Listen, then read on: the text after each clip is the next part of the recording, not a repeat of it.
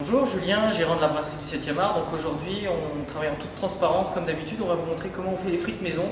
C'est un travail du quotidien. Donc si ça vous intéresse, allez, c'est par là, suivez-moi. Les bas-fonds de la brasserie.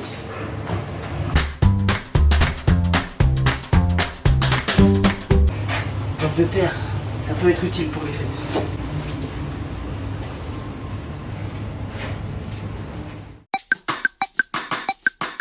Donc voilà, ici c'est un petit labo qu'on a créé pour faire pas mal de préparations, dont les frites maison. Donc vous voyez, il y a tout le matos ici pour travailler. Pour les frites maison, il y a énormément de variétés de pommes de terre. Vous avez alors la fameuse Binge qui est connue, la Gata, la Grilla, l'Artémis. Nous on a une variété plutôt locale qui s'appelle la Josée, qui est faite à Rep. C'est en agriculture raisonnée, donc c'est quasiment du bio. C'est des pommes de terre qui doivent être plutôt, qui doivent pas être fermes justement. Elles doivent être même plutôt à chair farineuse. C'est vraiment important pour les frites maison, pour les bonnes frites maison. Il faut faire attention à avoir un calibrage qui n'est pas trop petit. Trop gros c'est moins gênant, mais trop petit ça peut poser problème après au niveau des cuissons. C'est-à-dire que les frites vont être cuites trop vite, c'est-à-dire trop grillées. On va moins sentir la chair, c'est dommage. Donc il faut vraiment respecter ça aussi.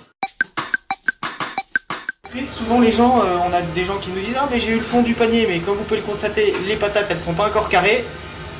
Donc forcément il y a toujours des petits morceaux. Il y a des gros morceaux, mais il y a aussi toujours des petits morceaux. Et les petits morceaux on va pas les jeter. Et donc pour les frites, important, il faut bien rincer. Enlever l'amidon. Qui dit amidon dit sucre. Et quand justement il y a trop d'amidon, les frites elles prennent une couleur trop brune.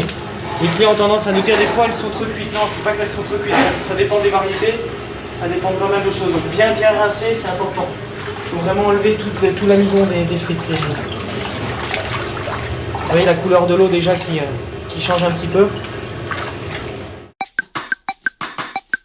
Une fois que les frites ont été bien rincées, on les égoutte bien et après on va les blanchir. Donc le blanchissage nécessite une grosse cuisson.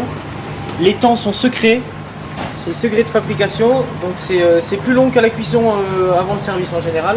Donc là on va les blanchir, une fois qu'elles sont blanchies, on va les faire refroidir dans les chambres froides. Le top c'est de les faire le matin et de les servir le soir. C'est vraiment le top du top, ça se passe comme ça. Voilà.